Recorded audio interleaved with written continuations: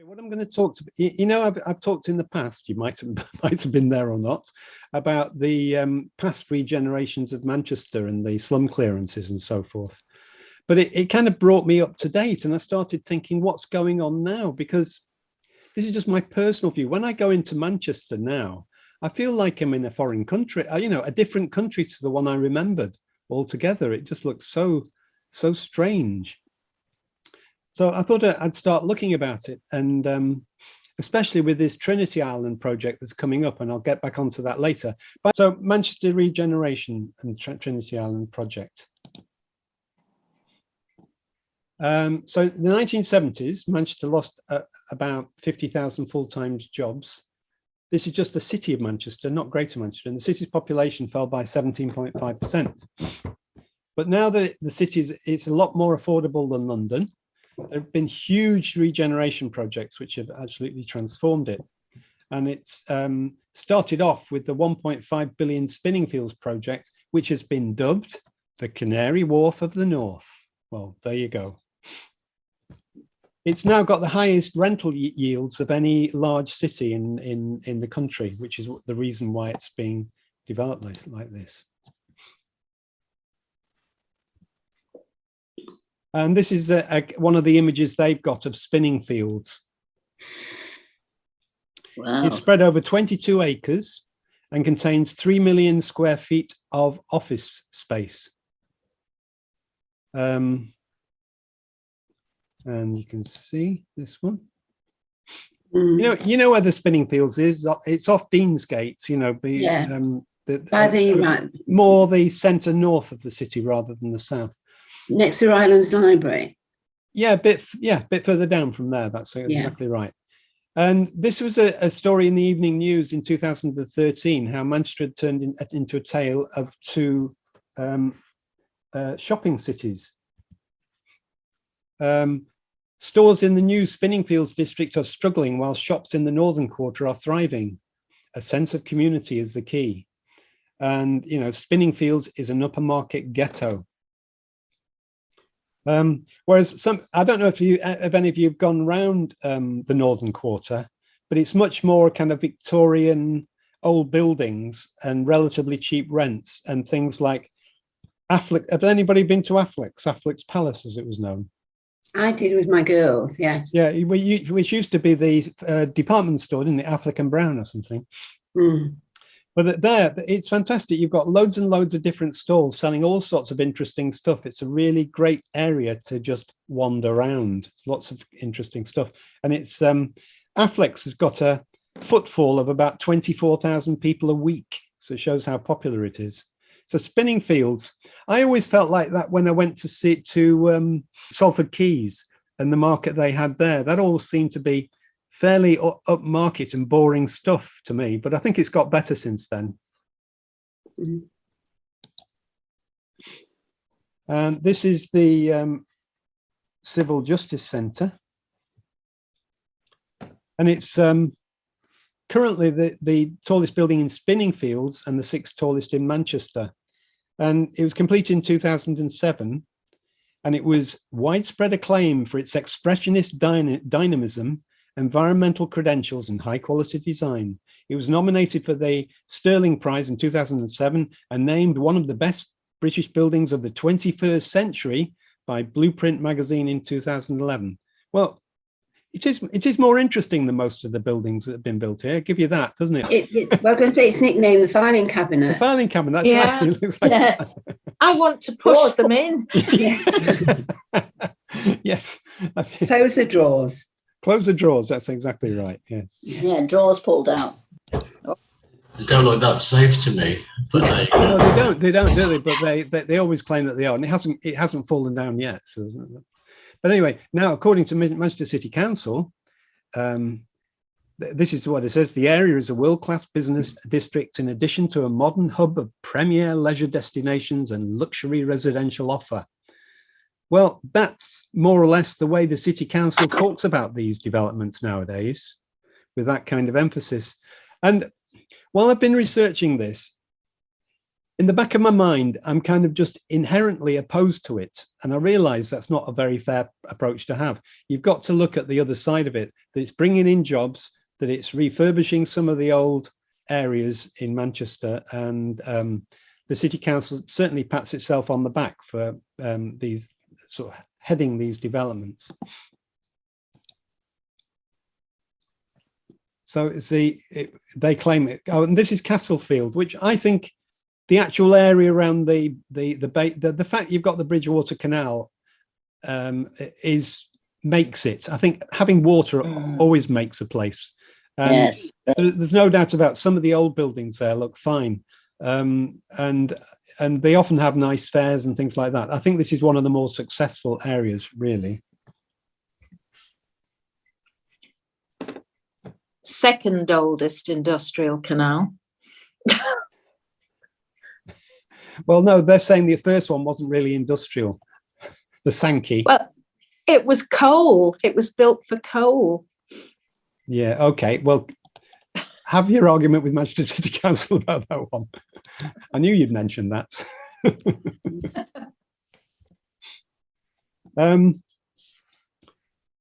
Well, if you look at the growth in Manchester's population, it's grown to what the council estimates is 586,000, still growing, estimated 10% growth in a few years' time. The Greater Manchester population is 2.85 million, though you've got to compare that with London's greater population of 9.5 million. You know, we're still very small compared to it. And one of the reasons for that, well, what do you think of the reasons for the increase in population in the centre of Manchester? Because I can remember it being totally barren of anybody living there. Well, perhaps the movement of BBC bringing jobs. That was more Salford, wasn't it? Really, with Salford Quays. Yes. But yes, that definitely. But I think it's the idea that the Beetham Tower, which we'll come on to, was one of the first of them to actually say, well, we're going to attract people to live there. And people thought they poo-pooed it at the first, saying nobody wants to live in the centre of Manchester. And of course, it's been proved to be exceptionally popular, both with a lot of the students who are coming in, especially those from abroad, and a lot of people moving from London. Yes, exactly. According to one report, there are record numbers of Londoners have been moving to the northwest to Manchester lately, exceeding the number of people moving to London from Manchester. And 13% of those leaving London are choosing to move up north, whereas the figure in 2009 was only 1%. So it's become a more appealing place, and especially because it's so much cheaper, of course, than London, which is unbelievably expensive. Is it mostly younger people moving into those high rises? You know, I'm thinking of social life. You know, Yes. they're right in the centre, aren't they? I think most of them are 1 and 2 bedrooms. So that tends to imply, I don't think there are that many families there, though it'd be interesting to find out what the actual number are. I can't imagine that they would be. Because my son Philip lived in one of them, one of those near Victoria Station, but the rents were incredibly high. And in the end, he decided to buy a house because his mortgage was less than the rent he was paying. Yeah, that's fair. Yeah. Well, this is the most recent one, which is about to be built, Trinity Islands. Other people have put it, well, you know, when anything like this is declared, you see things in Place Northwest and magazines like that. There are people always commenting, why couldn't they have made it bigger?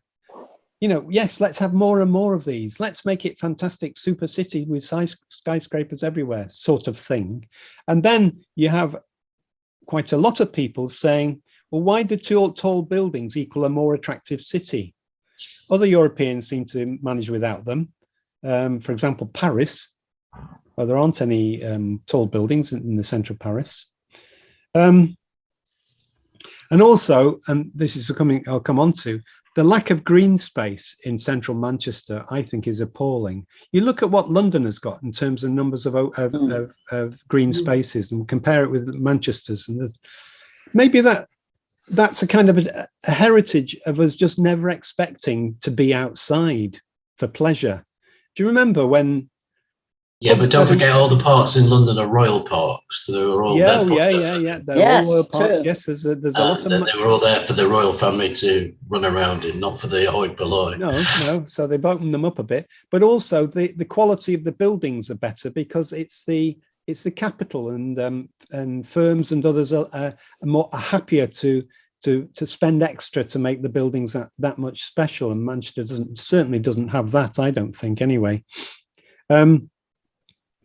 But as I say, the lack of green space is very poor. But I think part of it is the Manchester experience that I can remember from being young, where you'd never have pubs with bits outside. You never had an outside. It was all took place inside the pub. And the idea of having, in our climate, you have things outside. It was really quite a change that came along. And I think now there's more of an expectation that there will be green spaces and there will be places to go outside. Anyway, Renneker is the company that's building it. It's going to be 2,000 homes in 4 towers, and it's on a plot on the River Irwell divided by Trinity Way, so it backs onto Salford. It's just that bit. If you go in from the tram from Chorlton, which you can see on your left just before you get to the city centre. And it's, again, they say, oh, this is just a derelict area. Well, we will see. And that's central Manchester from Heaton Park. Right.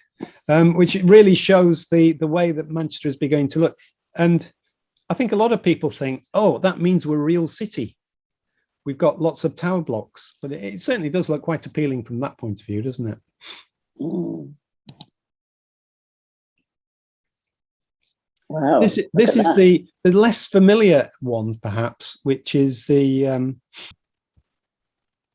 Great Jackson Street. To the right, you've got the 153-metre Elizabeth Tower. Beyond lies Deansgate Square, cluster of 4 skyscrapers, including the 65-floor, 2,001-metre South Tower. And that's all a huge development that's going on. So it's just south of Deansgate railway station and north of the Mancunian Way, bounded by Deansgate and the River Medlock. Whatever remains of the River Medlock. You can't see hardly any of it. Wow, look at that. That's the South Tower. Now, this is an interesting, because what's the tallest building in Manchester? That one, isn't it? You're correct. I always thought it was the Beetham Tower, which used to be. Used to be. But this is bigger, quite a lot bigger. It's not, to me, it's a rather unexciting just block. Though I can't say the. I quite like the shape of it because it's not square. It's beveled all the way around. So it's. Oh, let's have a look on the next one. I think we get on to see that. Which is that one? Is it that one there? Must be. So it bends all the way around. So it's kind of. All right. Yeah, I mean, it sort of slightly goes inwards, doesn't it? Yeah. It's interesting. Yeah, hadn't noticed that. Then you get onto the Beetham Tower, which you can see rather than 201 meters, is 169 meters, 47 floors. It includes the Hilton Hotel. Has anybody been up to the top of that? I have. I've only been up to the bar on the top of the Hilton. Isn't it where it sticks out? It's got a glass floor, and you can walk and you can look down there. Where does the hotel go up to? Doesn't it not go up to the top then? Something like 23 floors, and then the top 24 are. Oh, right. Because as somebody pointed out, it would be good in Manchester if you had somewhere that was like an observation tower. Well, you can see beautifully from the top of the I think it's called the Sky Bar in the Hilton. Yeah. You can see 360-degree views of the city all the way around. And you get a really, really good view. You can see out to Jodrell Bank and places like that from it. You know? Well, I'm thinking, I bet you could get an even better view if you went to the top. And My daughter used to sing in that bar a few years ago.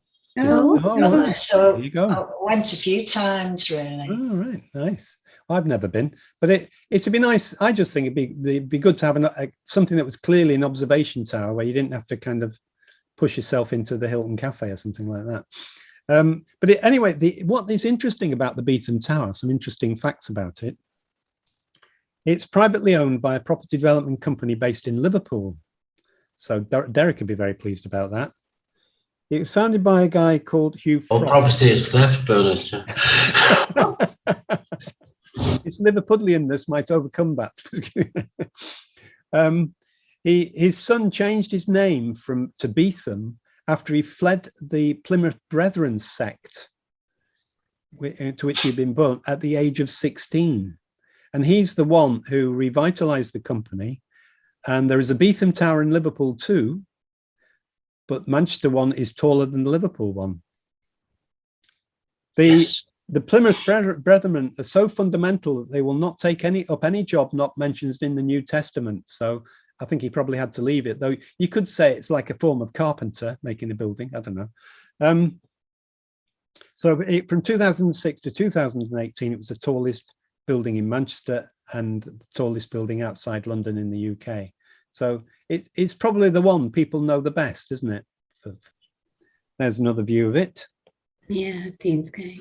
And of course, it's well known that it's for emitting an unintentional hum or howl in windy weather, which has been recorded and used in some sort of record song by somebody. I don't know what it was. So it emanates from the glass blade, as they call it, in the top of the building. Anyway, despite that, it was awarded the best tall building in the world by the Council for Tall Buildings and Urban Habitat for whatever reason. Can't see it myself.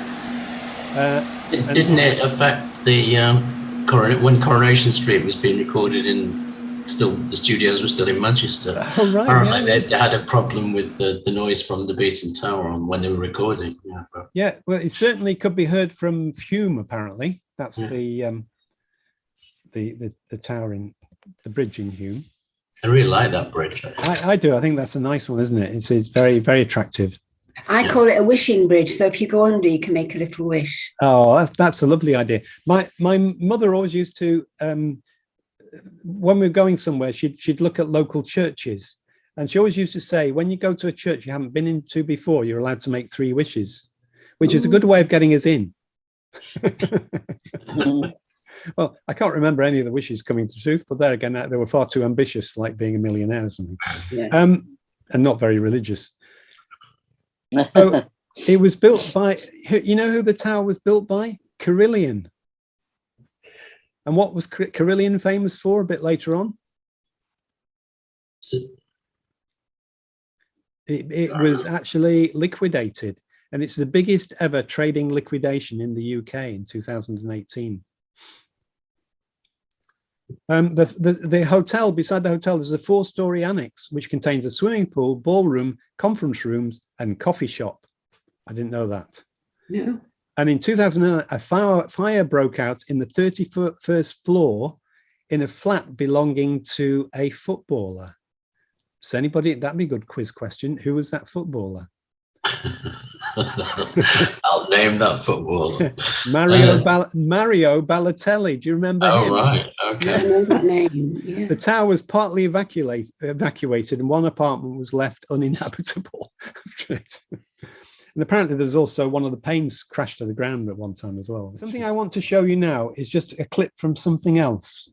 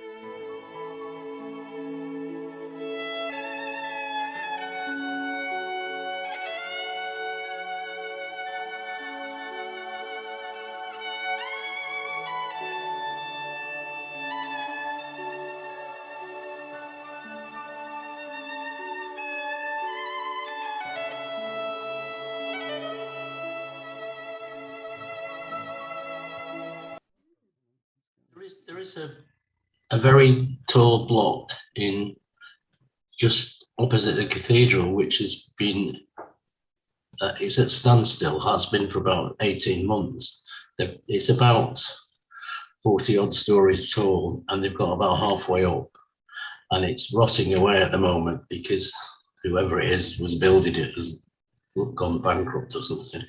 And it's a bit like a spectre at the feast, you know what I mean? It's sort of like half finished, and it's sort of it's right opposite the cathedral. You can see if you look out from the cathedral gardens, you can see right across to it. Oh, I'll look out for that one. Mm. So it's Deansgate South Tower, which is the still the tallest skyscraper. Mm. And it's interesting, you come across a lot of adverts like this one from Your New Asia Home, featuring Singapore and overseas properties, advertising Elizabeth Tower, a one-bedroom apartment for £295,000, which actually in Manchester prices is not that huge, I suppose. Still seems a lot, though, isn't it? But it's got one of the highest swimming pools in Europe, located on the 44th floor, which feels... Now that would be good with a glass bottom to it, wouldn't it? That's one thing. Interesting. It's 52 floors high, but the swimming pool's on the 44th floor. It's kind of like kind of weird, isn't it? It just seems odd, though, you know, in the middle of it rather than at the top. Yeah. There you go. And this is Noma. I love this building. I love that building. It's beautiful. It's something different, isn't it? It really is something different. Do you know why it's called Noma? Is it north of Manchester or something? Very good. NO North, MA Manchester, North Manchester. Makes it sound somehow like slightly space agey, doesn't it? Visit Noma. It's a 20-acre site, and it really was pioneered by the cooperative group, which of course has been in Manchester since the 1840s, shortly after it came from Rochdale. And it's a remarkable building because it's also the most, the standards called the BREEAM standards of ecological correctness, I suppose, and making sure it, and Noma is the best one in the world. It's got the highest rating in the world for that. It really, I think the Co-op did us proud with that building compared with some of the others. And that shows you what the difference is when a company is grown up in a place and sees that as its headquarters, it's liable to spend a bit more money than it would have done somewhere else. So are they apartments or offices inside that? Offices, they're offices, aren't they? It's the head office of the Co-op, isn't it? Yeah, but it's mixed site. use. Okay. So I think there's some office, residential, retail, leisure and hotel space. Whether it's all in that building or the surrounding ones, I'm not sure. I think that building itself is actually the headquarters of the cooperative society. And also they've landscaped it as well. There is a new, lots of landscaping around it, yeah. It's called One Angel Square. Compared to a sliced egg, can't see that myself particularly, and a ship. Maybe that's a bit more likely. It's, as I say, it's one of the most sustainable large buildings in Europe. It's got an outstanding rating, powered by biodiesel cogeneration plant using rapeseed oil to provide electricity and heat. Makes use of natural resources, maximizes passive solar gain for heat, natural ventilation, double skin facade, blah, blah, blah. Rainwater harvesting, grey water recycling, waste heat recycling. And in February 2013, the group sold the building for 142 million to DWS and Ginkgo Tree Investments, an investment arm backed by the Chinese Sovereign Wealth Fund. Oh, right. So there you go. No longer the Co-op. No. And there are more and more of these being owned by the Far East Consortium, for good or ill, I'm not sure. And this is Trinity Island, which I mentioned before, which is going on well. Let's work out where that is. It's just near the canal, and it's just on the other side of it, I think, is Regent Road in Salford. So it's right on that edge. Is it in Salford then, not Manchester? No, it's in Manchester. It's on that island between the between the Bridgewater and the other bit of water. I forgot what it is there. And it is an actual island in a way, but not really, because it's all been. And the biggest tower is going to be the second biggest in Manchester when it's completed. No, it looks more scarily like that. Mm. It says it's going to, it's alongside the Irwell. It's a mixed use development. Your residents will enjoy some of Manchester's most scenic views. They'll be offered the choice to buy or opt to join a private residential community, the highest vertical village in the Northwest. This is their blurb, of course. Within this vertical village, there'll be 1,400 apartments, 500 car parking, and 2,000 cycle spaces. Sky gardens, observation decks, and a ground level high street. There you go. Right, okay.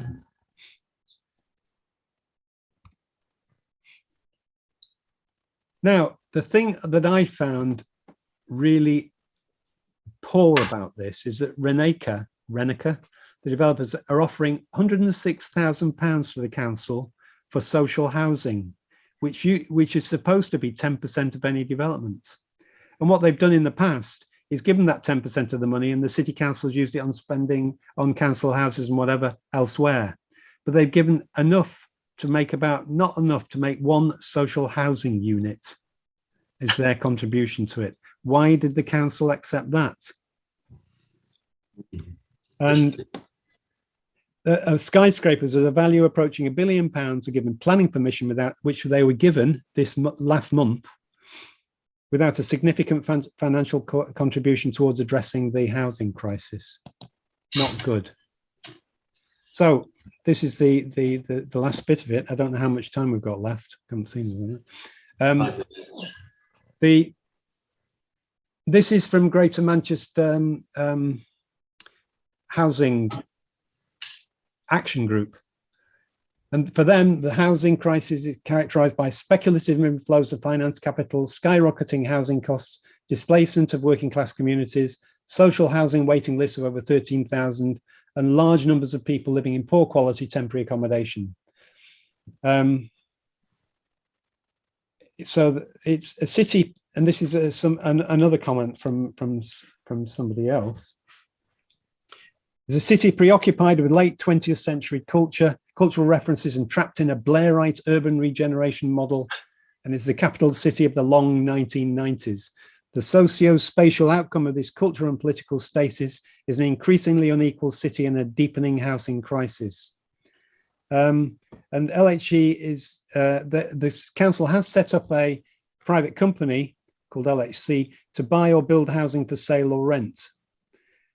So they've gone over from any idea of municipal socialism to embracing public-private partnerships and competing with other cities to attract funding.